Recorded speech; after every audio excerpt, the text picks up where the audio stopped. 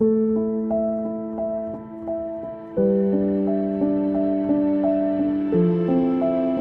ரொம்ப நாங்கள் கனவோடு வளர்த்தோம். அவன் ரொம்ப எல்லாத்துக்கும் அவன் முதல்ல இது பண்ணுவான். எதாக இருந்தாலும் முதல் ஆளாக அவன் தான் இருப்பான். எந்த ஆபத்து வந்தாலும் சரி, எது இருந்தாலும் சரி, அவன் தான் முதல்ல இருப்பான்.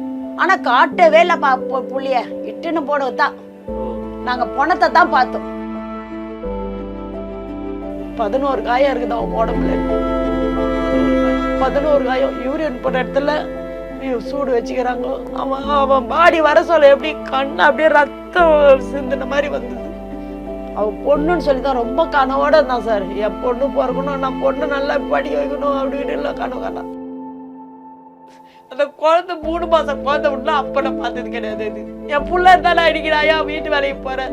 அந்த குழந்தை எதுக்கு சார் அது இப்படி ஓடணும்? அது ஃபாதர் டே வந்ததுக்கு அவங்க அப்பா மிஸ்ஸிங் அப்பா அப்படின்னு சொல்லி போட்டுக்குது.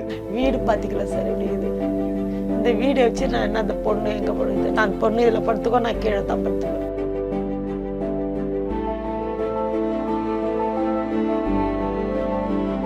அதிகாரமும் திமுரும் சேர்ந்துச்சு அப்படின்னா அங்க என்ன நடக்கும்?